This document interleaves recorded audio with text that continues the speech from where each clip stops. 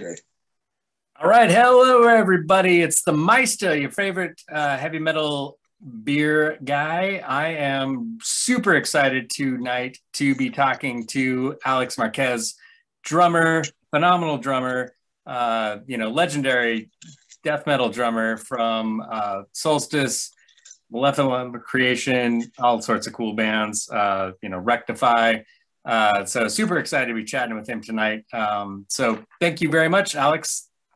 My pleasure, man. It's an honor. Love it. Let's do this. All right. Thanks for joining me, man. And so let's start. Thank you. Let's start. Before we get too far into the music and everything, let's talk about beer. What are you drinking tonight? It's a local Phoenix brewery. It's a Santan Moon Juice. It's an IPA. It's about 7.8 on the APV. And it's tasty, man. It's good. It's one of the better beers here. There's a bunch here, but that's one of the better ones. Nice. Awesome. Cool. What do you got going? I'm doing a Bohemian, a local beer here in Utah. Nice. German style pale ale. So, yeah. I had German style pale ales. They're awesome. Yeah. Cheers, my friend. Cheers, brother. Cheers. All right. Cool. Well, let's start with... Man, there's so many things I want to ask you about, but maybe we start with so Solstice, back together. You guys did a new album in 2021, Casting the Die, which is fucking killer. Thank you. I mean, hopefully you don't take this the wrong way, but I mean, I think we're about the same age. We're older guys, and it sounds like young, fucking angry heavy metal dudes from back in the day. I mean, just because I'm old don't mean I'm still not angry. You know what I mean? Yeah. But I mean, we had new blood infusion with Ryan Taylor and Marcel Solstice. Younger, pretty much gods, dude. Those dudes. Ryan's playing drums now, so that should tell you how good that kid is talent-wise. Yeah, it's killer stuff. If anybody hasn't heard that album, they need to go out and get it right now because it's badass. I still don't have it. I'm waiting on the package, but it's cool, man. It's cool. I can wait patiently. Yeah, there you go. I mean, and I want to thank the rest of the guys because I don't know if you know, I actually exited the band in 2018. This album was done before that because of health issues, but they got to see the light of day through Dennis Munoz, the guitar player, and Michael Anderson from Target Music Group, which I want to thank because I haven't seen it physically, but I've seen enough of it. He did a bang-up job, man. Bang-up job. Awesome. And I'm happy because that was a lot of hard work. Yeah, right on. Yeah, it's cool shit. And it harkens back to the old days of like the old Prey. Like it's closer to Prey than Descent to Sing for sure. Yeah. Cool. Very cool stuff. Yeah, it's just a beast. But yeah, what have you got going on right now? Oh, man, I got sick. My health at playing drums was now foreseeable in the foreseeable future, but it was pretty much not going to happen. So I was blessed that I got blessed with the ability to actually sing, if you can believe it or not. Yeah. So I have two things going on. One's old. It's been around forever. The band's called Apocalypse Rising. We're going to re-record write some new songs and put out all the demos on Thrash Records, which just released this legendary band from Phoenix, Psychic Pond. Nice. God fucking album, God demos, and the guitar player is jamming with me now. We're jamming together, so. Cool. That's very cool. That's awesome. His name's Micah Kite. He's a monster. He's old guard like us, dude. Right on. Yeah, I mean, you've been in the business for a fucking long time, so. And excuse me, because I try to not do it anymore, but I usually fuck myself by getting involved in too many things at once. Yeah. But there is one more thing, and it's something that's for the fans. I guess will be cool. It's death metal. I'm drumming. The band's called Excessive Bleeding. Oh, cool. And that's the same thing. I think we're gonna work with Thrash back, and it's gonna be their catalog. All their old songs are amazing, man. So when I moved here and we started jamming, I go, I wanted to write all new. I go, what for you? So you're going to let this shit go to waste? No, we're going to record all those songs. Nice. Because they're really fucking well written and very good.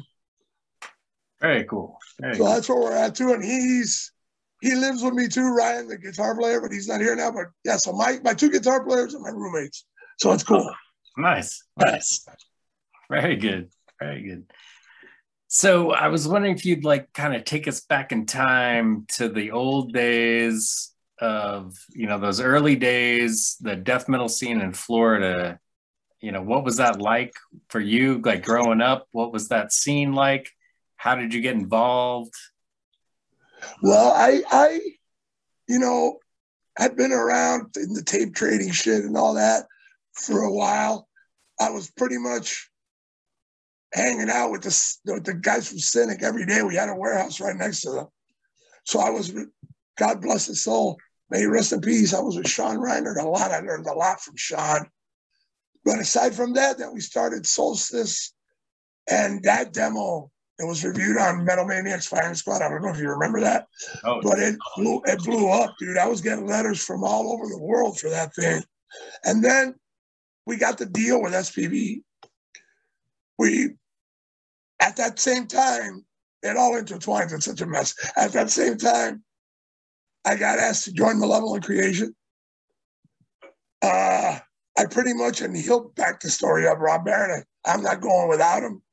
Hey, if Rob comes, or I'll just stay in Solstice. In hindsight, Solstice could have been much bigger if we just would have stuck to it and not joined Malevolent.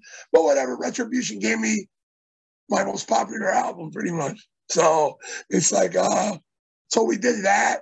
But the scene that Cynic came out of there, Malevolent, there's legendary underground bands like, and Boogalard. And Boogalard was a band that has, he was a Maryland Manson, Twiggy Ramirez. His name is Jordy. He was from Boogalard, along with all those dudes are all buddies of ours. There was Hellwitch, the legendary Hellwitch. Ironically, that's the first kind of signed band. I played with Hellwitch in '87. But Pat lived in Gainesville, so that was never going to work. I lived in Miami, like 6 hours away. So there was that, and then it was just tightening in. And then we started going to Tampa, met all those dudes, fucking Damon, the Morbid, Monstrosity. Well, Lee was in Malevolent, so we kind of knew Lee already. But yeah, it was a pretty tight-knit group, man, between South Florida, or South Florida, but between like Miami, Fort Lauderdale, and Tampa. And I spent a lot of time at Morristown in Tampa doing my shit I was doing, being there with other bands that were doing shit. It was just, I was just absorbing it all, dude. It was, I can't explain to you how awesome it was, but it was the best times of my life, dude, honestly. Yeah, it seems you like. Can see how I talk about it. It's with pride, you know, it makes me happy. I mean, when we were doing it, nobody knew what the fuck we were doing. It was just a, you know, heavy extreme bands doing it. Then it turned into death metal, blew up. Yeah. And hallelujah. That's how that was, man. It was awesome, dude. Nice. Did you feel like, I mean, it's probably weird because you were just, you know, I think we're around the same age. I think, I mean, you were basically you were a kid, you were a young guy. I joined Malevolent at 20. We got signed with Solstice. I was 19. Rob had just turned 20 because he's like, my birthday's in September, his is in February. So he had just turned 20. Did it feel like you were on the cusp of something really big, or was it just like, oh, this is just what we're doing? You know, it's like, I just wanted to jam, man. I didn't ever think about that. I think we were blessed and lucky to get signed. I was blessed and lucky to join a band that had an album out and was already signed. And then consequently, a bunch of other shit that was already signed. I just felt like I got lucky, dude. I mean, the skills or whatever, but I was at the right place at the right time. Yeah. Well, I would definitely say your skills were definitely a big part of that. So I appreciate that. I try to keep them in check. It's a little hard, but whatever. Age sucks. Yeah. Well, but I mean, I think, yeah, if anybody listens to, I mean, any of your drumming, I mean, that's some tight shit. There's some really incredible stuff going on there, and really definitive of especially the early death metal, you know, that genre and that vibe at that time. But I think that's transcended to like now. I mean, I think there's a lot of drummers now that have really been inspired by your. And a lot of the drummers that I love name me as an influence, like Richard Christie. I don't get it. That dude's a monster in my book. My favorite drummer at that time, besides Pete, because Pete was the extreme and everybody wanted to be like that, right? But Brandon Thomas from Living Corpse. I could never talk enough about that guy and how amazing he was. And it just sucks he didn't get the recognition he deserved. But he got it from his peers. You better believe that. Him and Rutan and all the Living Corpse. Yeah, yeah. So let's go back even further. How did you get started in drumming? Dude, ironically, it was an accident. I went to band. I think I was 11. And I went to band. And I actually wanted to play. I don't know why, because I was already into like Kiss and all that shit. But for some reason, the trombone looked really cool, man. It really did. When we got to band, one of my best friends, my brother, because we've been friends since then, he's an amazing drummer. We started drumming for the same reason. It was either play percussion or the tuba. And I was like, I ain't gonna play that giant toilet bowl, dude. It ain't gonna happen. So it was percussion and just like me, natural, dude. We were playing a jazz band the following year, dude. It was like, it just came naturally. And then I started hearing like my favorite drummer ever, Tommy Aldridge. And he was all doing all this double bass. And I was like, I want to do that. Nice. You know what I mean? That's how I got started doing double bass. Very cool. Very cool. So Tommy Aldridge, obviously a big influence. Who are some of your other big influences as far as drumming? If you're an extreme drummer, you'd be a liar if you say Gene Hoglan didn't influence you. Oh, fuck yeah. And he knows he influenced me and made him very aware of that many times. Sean Reiner was another one. I'm a real big fan of that dude Rhino that was in Manowar for one album. Yeah. He's a badass. So many. John Bonham. I don't like Led Zeppelin, but you can't admit John Bonham is God. You have to admit it. It's the truth. Yeah, yeah. Any hard-hitting drummer, that was my shit. Nice. Very cool. So obviously you took that into what you were doing, and how did Solstice come together? What was the impetus? We had a band called a thrash band. I was in a thrash band called Wreckage in like 85 through 87, and then I had recruited Dennis because I was playing with a band with Dennis years before that. So me and Dennis go back at least 40 years, right? But I wasn't, and then me and Dennis, so Dennis joins Wreckage, but then we broke off. Ironically enough, Tony Choi was in Wreckage with me when I first joined. You know who Tony Choi is, right? Yeah. So whatever, we started our own band called Violent. It was called Violent Work of Art. We broke it down to Violent Art. Recorded a demo with Scott Burns, and then Rob moved down from Buffalo. So I started hanging out with Rob, and then he joined the band. And this is funny, man. He was sitting playing a video game, and he goes, "Man, I like the name of that game." The game was called Solstice. It was on fucking Nintendo or something. Nice. We even took a little excerpt out of that when you're playing the game and made it into part of a song. Oh, cool. So that's how that started. Phil, I could have joined Malevolent before 10 Commandments, but then back then it was me and Tony were like that, and I was like, I'm not going without Tony, and they're not going to fire Jay Black. You know what I mean? Right. Like, not at that point, at least. So I joined at the right time. I was able to take my friend and probably the tightest person I'd be able to write with in my life, me and Rob, and the rest is what they call, I guess, history. Nice. I'm broke. That never worked, but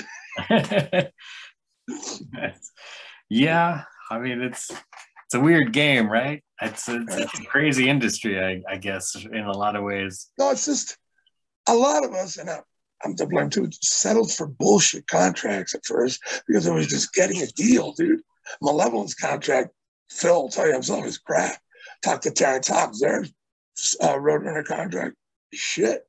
It was like penny, like maybe, I think it was like 10% of all sales that we never saw because they jacked us up with advances. Oh, wow. So, and I'm not complaining because thank God for them. I have albums in the name.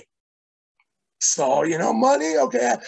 I was too ugly and big to play glam. So, and I like the more extreme, the challenge. What attracted me to death metal was the challenge.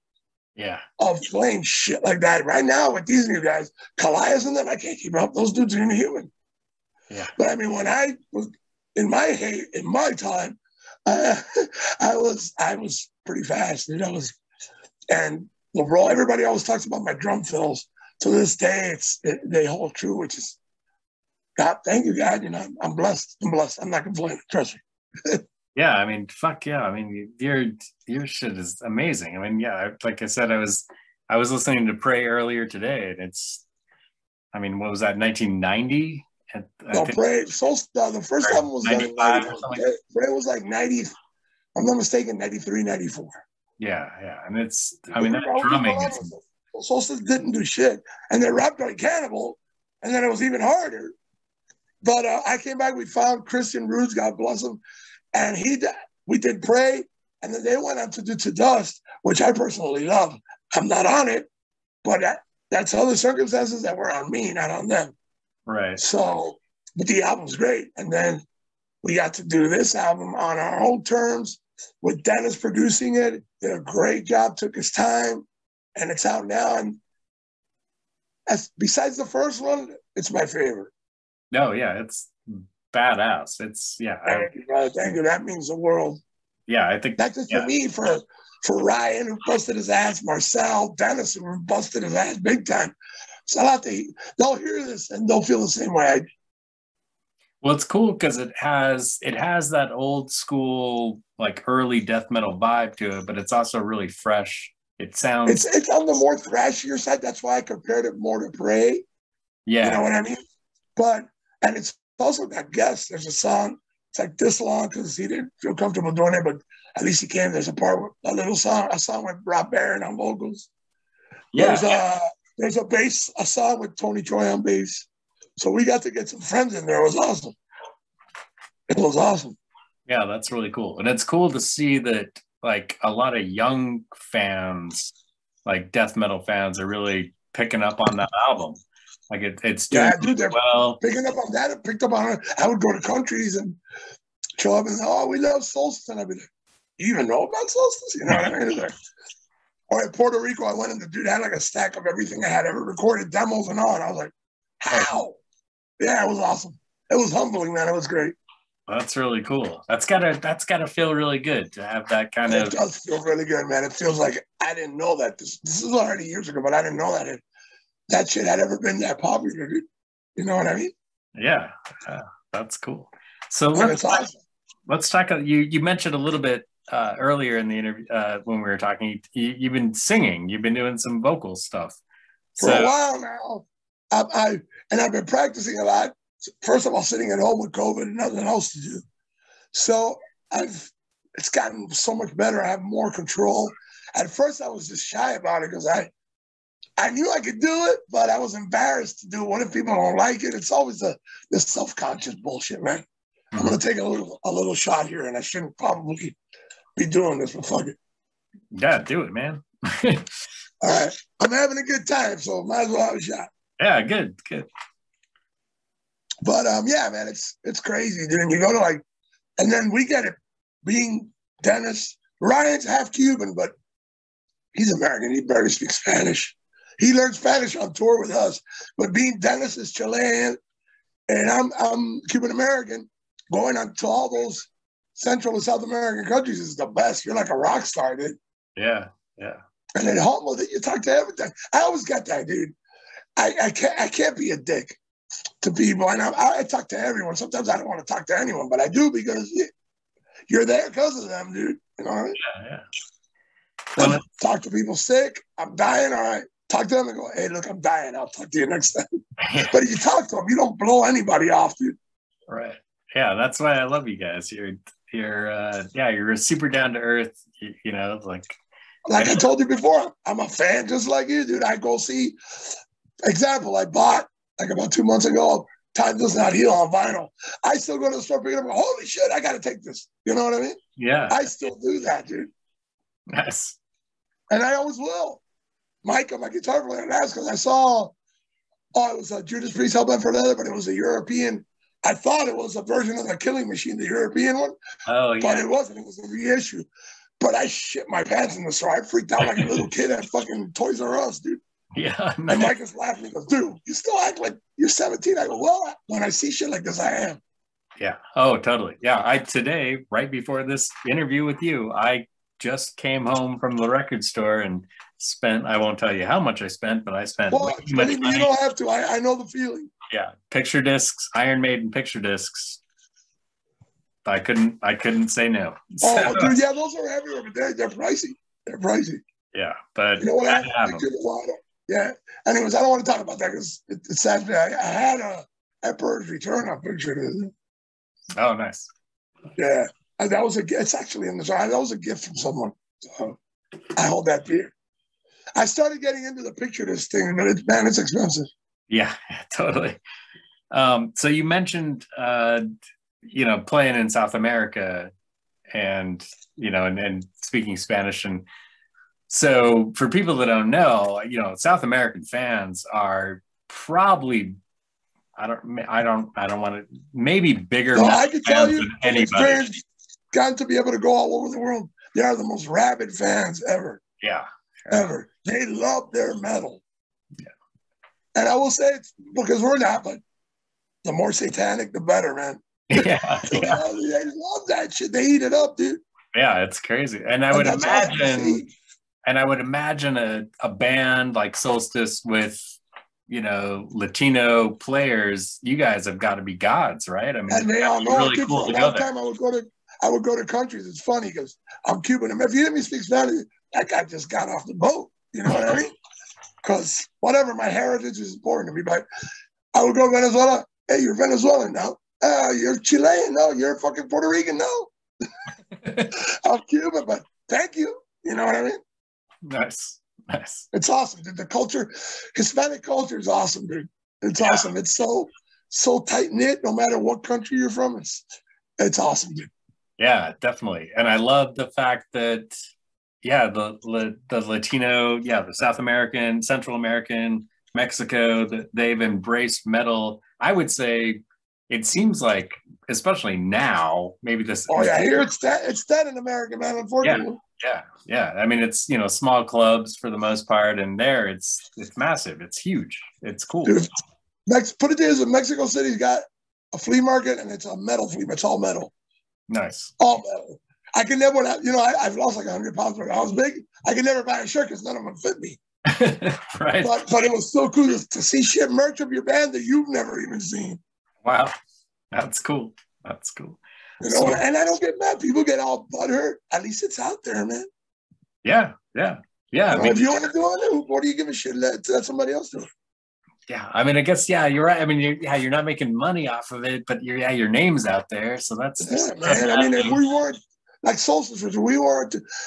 So I got offered to do a MD Maryland Death Fest with Righteous Pigs. So I took the offer. I went. When I got there, my friend from Puerto Rico, Ray, walks up and goes, "Hey, look, man, dude had a first album Solstice shirts." I didn't say shit. How much is it? $25? I go, let me have two, one for me and one for my wife. And he came and told the guy, that's a fucking drummer, but the dude got freaked out. Hey, I'm sorry. Don't be sorry. At least you made them and they're out there. Yeah, that's good. So he ended up giving me, I paid him cost like $8 or whatever it was. But I would have gladly paid the 25, dude, to even see it out there, dude. Yeah, spread the word. Spread the word. That's good. And that's another one. I go to these festivals and spend $500 on merch. Yeah. So I just don't take any money anymore. Look, this is cool. This I bought MDF, but this was actually cheap. That Creatures of the Night throw blanket. So yeah, that was, but I got it for $5. But yeah, I still ended up spending money, man. Can't help it. That was $5? Yeah, I got it for $5. Some dude was selling like secondhand shit. And actually, the guy turned out to be someone I knew, so he hooked me up. That's badass. I love that. That's killer. But why do you give it to me? I go, I got to pay you something, man. All right, give me $5. All right. Nice. That's cool. Yeah, it is. It is. That's awesome. God, so you've been in a lot of bands over the years, and you've toured, obviously, the world. Are there any? Yeah, except for I haven't been to Asia yet. I'm trying to get that done soon. Nice. Are there any? Doing whatever, man. I'll figure something out. Are there any like big standout shows for you? Any like memories or like, holy shit, that was amazing? Especially this one I'm going to tell you because we headlined. This was in 2015. We played in a small town called Pereira in Colombia, Pereira, and fucking there was like 5,000 people there to see Solstice. We were headlining. Wow, that's cool. We had police escorts. It's like, what am I, Whitney Houston? You know what I mean?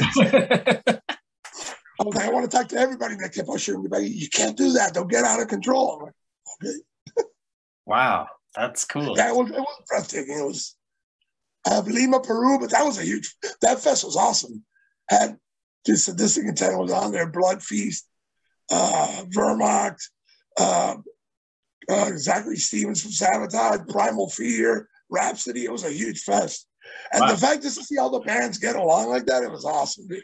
We all were at the same hotel, so it was like Party Central in the lobby, dude. You know what I mean? Oh, nice. That's awesome. But it was great, man. That was a big one. It was a huge European style fest, stages side to side. Play one, the other one sets up. Ran like clockwork. Very professional. Both those places. But even when it's not professional and there's shit gear, if the show's good, the show's good, man. Yeah. That's it. Yeah, that's cool. That's cool. What is the metal scene like? So you live in Phoenix now, Phoenix, Arizona now. What's the metal scene like there now? What? Much better than Miami, I'll tell you that. And not because of that fan, because Miami's got a tight-knit metal community, but it's only so big. Here, the best thing about here is, like, a week after I moved here, I got to go see that I had never seen in my life. Y&T is one of my favorite bands. Oh, nice. And I got to go see them. And since that I seen them, they've been here twice again that I haven't gone for whatever reason. But at least I got to see them finally, dude. Everybody comes through here one way or another. And if they don't come here, they go to Vegas. Right up the street. It's like 3.5 hours away. Yeah, that's true. Not too far away. Yeah. And I was going to go out there for Psycho Las Vegas to see Cannibals playing and Social Obituary. So I got to see some old friends. Cool. Very cool. That'll be fun. Very cool. So, so you mentioned earlier kind of some of what you got going on now. Are there any other things happening, like as far as, music that you got? No, here's the thing. I've learned out of the few things I've learned, because I'm a stubborn asshole. I've learned not to involve myself in too many things, so then you don't get any of it done. Right. You know what I mean? So I got these 3 projects. Excessive's pretty much done. We're ready to go. We just have to record it. I have to train it up again because I haven't played drums in like a year or more. So for all this health bullshit, but I mean, I started a little bit. Yeah, you feel rusty as shit, but I'll get it back. You know what I mean? And Apocalypse is like, that's old. I've had that going on with my friend William Medina. Me and him started since like, 2000 maybe. So we've had all these songs. I just want to re-record them, re-record some new ones, and just put it out. And put out the old demos and all that shit. So that Feral Blood is probably the one I'm excited about the most, because it's like me and Michael, and even Chris, the other guitar player, we're all old guard like we are. So we're all excited because this is from scratch. We don't know what the fuck's gonna happen. Nice. But I know it's gonna be heavy and brutal. Yeah, cool. So for that Feral Blood, what is do you have like a release date yet, or is it too early? I've written like 2 half songs. Mike has got like 2 half songs. We got to get together and write it.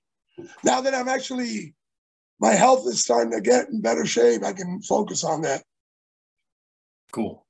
Yeah, that's hard to focus when you're hurting and you got a hole in your foot and all. It's hard. Yeah. So, yeah, that's. I have to bypass it, dude. I can't let that run my life, dude. It's, I'm a musician. Not playing is depressing the fuck out of me.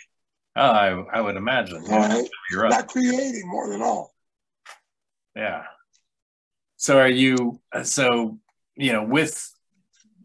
your health issues right now, have you been just kind of writing? You focusing on writing at this point? I'll be honest, and if you see my posts, I'm not ashamed.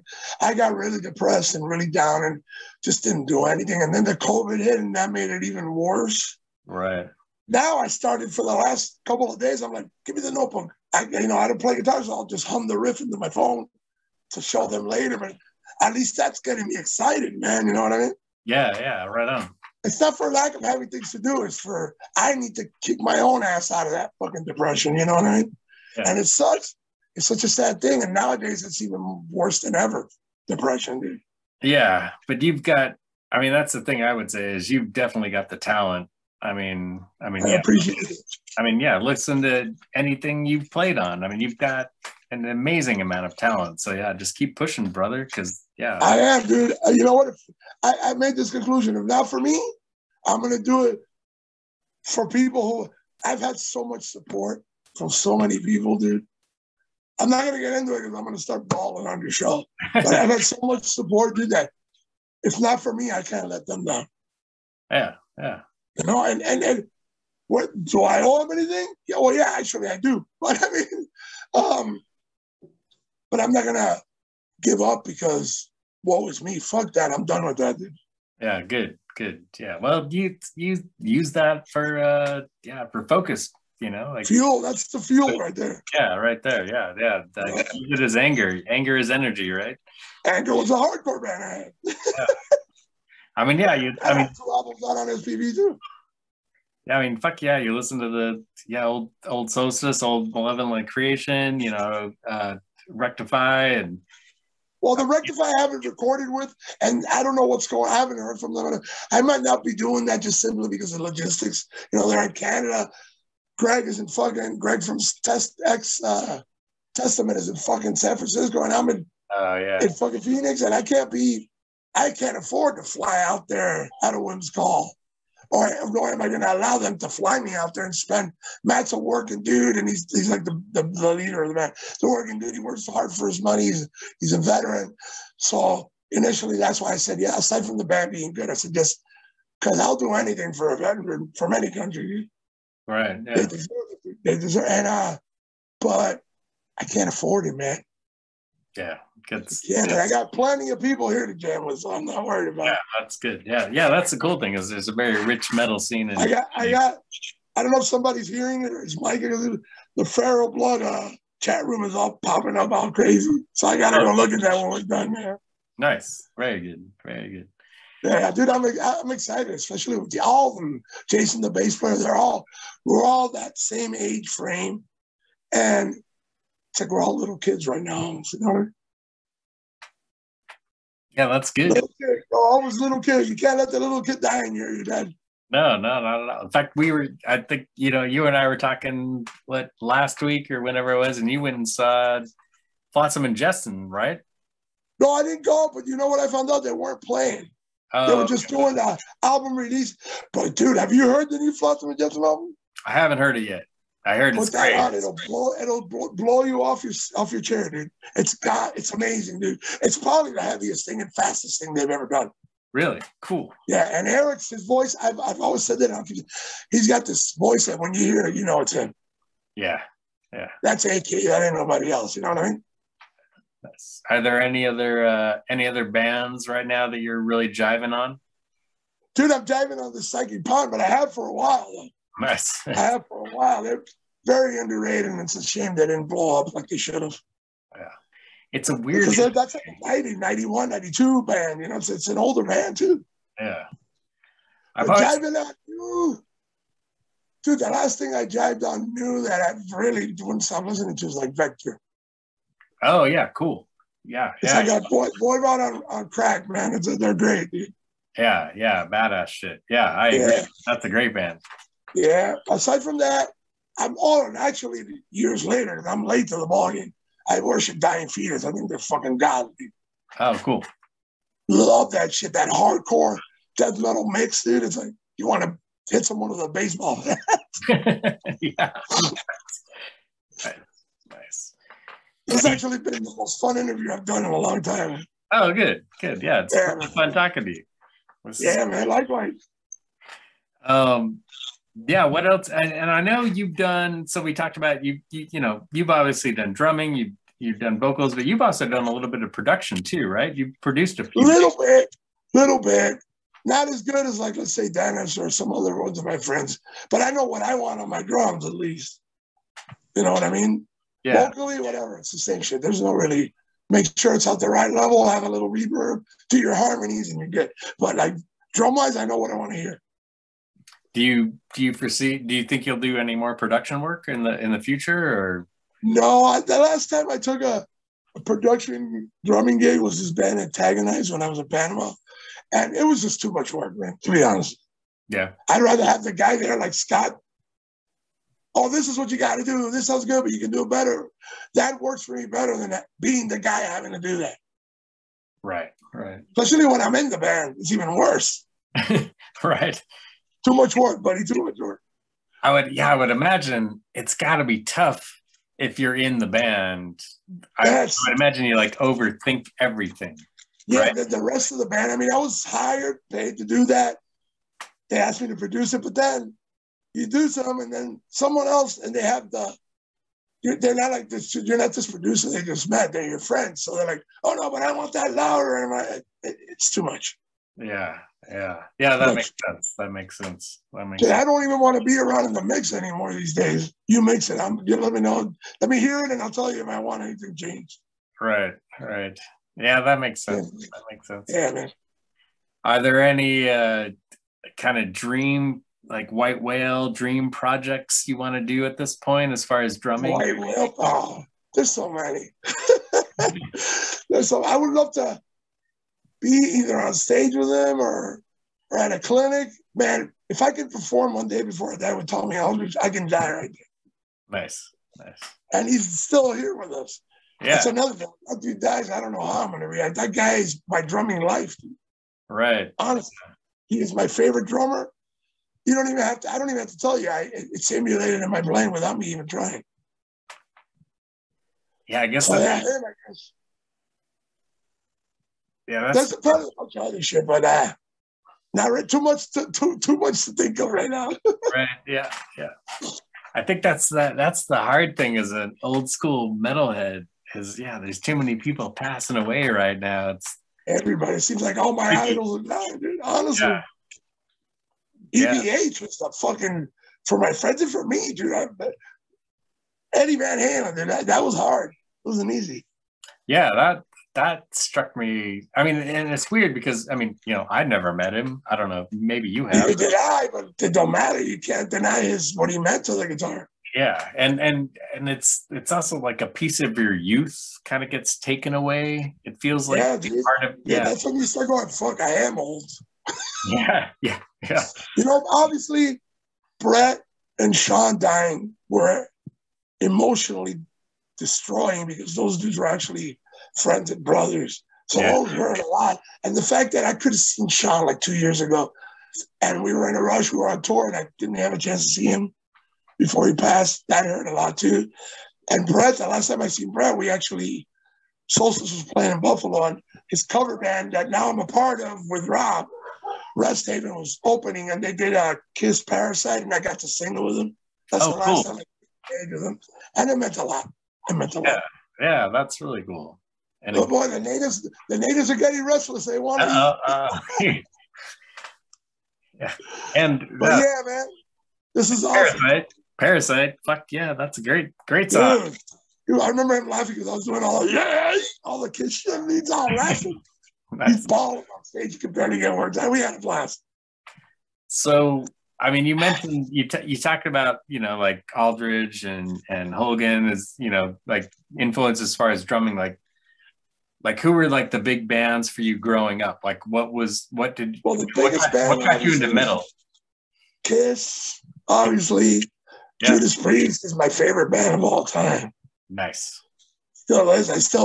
Firepower came on, I put it on, and I still got goosebumps. You know what I mean? Yeah. It's like, dude, you never become an adult when it comes to shit like that. Yeah. You're always a kid. Takes you back. And it's good. It's good for the soul, man. Yeah, totally. I agree. I definitely agree. Yeah. Well, I feel the same way. Fuck about, I mean, that's the cool thing is that, not to get all mushy or anything, but I think go ahead. There's a lot of us that I think, I think there's a lot of us that like Solstice is, that same kind of vibe, that those early death metal albums. That's awesome, man. That means hearing shit like that never gets old. Yeah, I mean, it's cool. I mean, like I said, I was listening to Prey earlier today, and it was like, fuck, Man, this drumming. Yeah, that one you have, that's a rare one. It only got printed once. Yeah. With that's John Zigart. It only got printed once. Yeah, so yeah. I lost you. Nope. Uh-oh. I lost you. Oh, there you are. Oh, cool. Zoom, right? Yeah, I think no, it's not a Zoom. It's this horrible phone. Yeah, it's dying. I'm at 10%. Oh, cool. So I'm going to lose you in a minute. All right. So before I lose you then, one quick last question for you. So, you know, my blog is Brews and Tunes. I pair metal and beer. So, Alex, here's one more time before you leave. There you go. So, yeah, you're hanging out on a Friday night. What beer are you sucking back, and what album are you spinning? Right now, I'm gonna spin. I think Tantas Adios, since we spoke about it. Cool. With that beer? The beer Santan Moon Juice. All right. For now, then it'll be seltzers, but I gotta watch what I eat, drink, and eat, bro. We ain't young anymore. Yeah, me too. I hear you, brother. Well, thank you so much for chatting with me. This has been awesome. My honor. Thank you for having me. I really enjoyed this. This was great. Me too, thanks, man. Brother. Awesome. Post that shit up and I'll share it on my page for everyone to see. Awesome. Cool.